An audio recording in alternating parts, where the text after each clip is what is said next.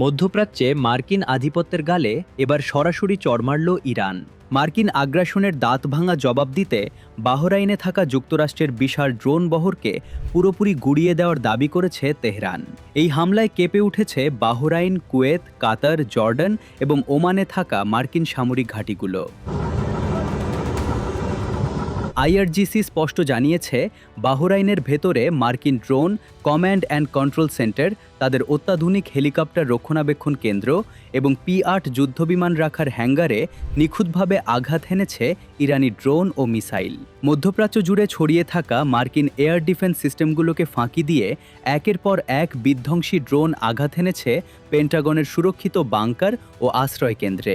বিশেষ করে কুয়েতের আলী সালেম এবং আহমাদ আল জাবের ঘাঁটিতে ইরানের এই আক্রমণ ছিল এক কথায় নজিরবিহীন।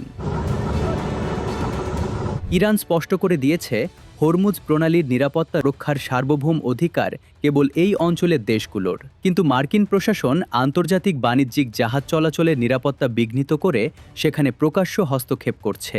ইরানের পররাষ্ট্র মন্ত্রণালয় তীব্র ক্ষোভ প্রকাশ করে বলেছে, গত কয়েক মাস ধরে মধ্যপ্রাচ্যে শান্তি প্রতিষ্ঠার যে চেষ্টা চলছিল, যুক্তরাষ্ট্রের এই নতুন আগ্রাসন তাকে সম্পূর্ণ ব্যর্থ করে দিয়েছে। ওয়াশিংটন নিজেই পুরো পশ্চিম এশিয়াকে এক ভয়াবহ যুদ্ধের দিকে ঠেলে দিচ্ছে, আর তাই নিজেদের সীমান্ত এবং আঞ্চলিক জলসীমা রক্ষা করতে হরমুজ প্রণালীতে যে কোনো মার্কিন উস্কানির বিরুদ্ধে সর্বোচ্চ শক্তি প্রয়োগ করছে তেহরান। এদিকে নিজের ক্ষয়ক্ষতি আড়াল করতে মরিয়া হয়ে উঠেছে ওয়াশিংটন।